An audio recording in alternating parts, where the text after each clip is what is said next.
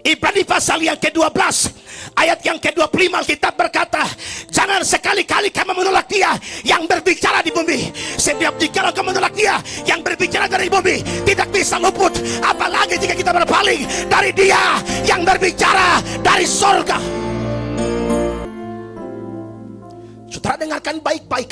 Waktu 2018 Tuhan menggoncangkan Palu. Ada 3 jenis bencana alam di sana. Yang pertama, gempa bumi.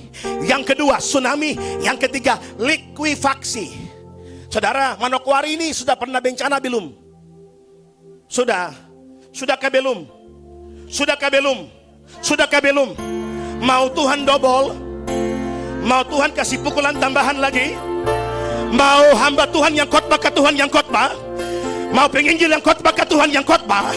Mau gembala yang khotbah ke Tuhan yang khotbah? Mau hamba Tuhan yang khotbah ke Tuhan yang khotbah? Kalau sampai Tuhan yang khotbah, air laut naik. Kalau sampai Tuhan yang khotbah, gunung runtuh. Kalau sampai Tuhan yang khotbah, berarti puting beliung datang. Kalau Tuhan yang khotbah, segala sesuatu akan digoncangkan oleh kuasa Allah yang maha dahsyat.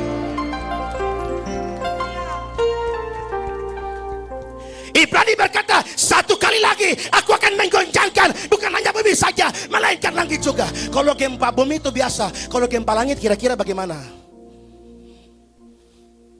Saya bayangkan begini, Tuhan ini baik sekali. Kalau misalnya Tuhan dia kirim linggis 1000 batang saja ke Sowi 4 pantai, baru satu rumah dapat 1 linggis kah, 10 linggis kah, tembus-tembus seng-seng. Kalau Tuhan kirim meteor 1 buah saja untuk Pulau Mansinam, hari itu 5 Februari Tuhan sudah bicarakan terjadi bencana besar di atas puncak daripada Mansinam. Kenapa? Mereka tidak menghormati Tuhan. Mereka beristirahat di sana. Mereka merebutkan kebenaran. Mereka merebutkan Injil.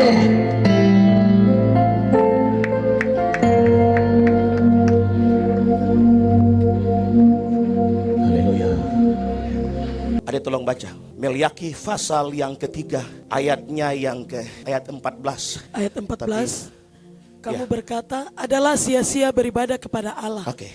Apakah untungnya kita memelihara apa yang harus dilakukan terhadapnya dan berjalan dengan pakaian berkabung di hadapan Tuhan semesta alam? Saya minta maaf untuk masyarakat Sowi. 3 hari ini kita ke KKR, tapi saya lihat orang-orang di sekitar sini seperti tidak tahu ada ibadah di sini.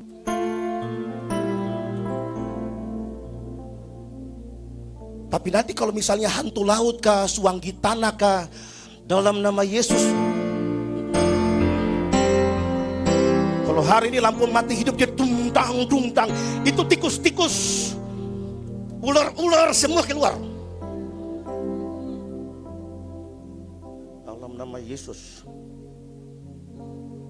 Saya bilang Tuhan ini paling sabar sekali.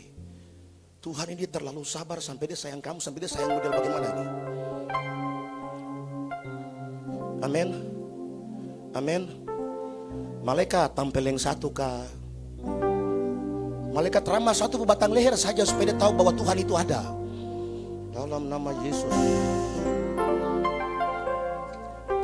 Adalah sia-sia beribadah kepada Allah. Apa artinya kami harus memakai kain kabung? Kain kabung itu sebuah tanda kedukaan.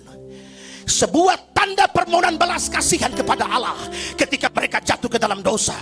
Ketika Ayub kehilangan semua harta kekayaannya, dirampas oleh setan, Alkitab berkata Ayub cukur rambut kepalanya dan dia duduk dalam debu dan abu, memakai kain kabung menjadi tanda, sebuah tanda belas kasihan kepada Allah untuk meminta ampun kalau dia punya dosa, anak-anaknya berbuat dosa di hadapan Allah. Ayub berkata, Tuhan yang kasih, Tuhan yang ambil, terpujilah nama Tuhan. Datang kosong, pulang kosong. Ingat, hidup ini hanya anugerah.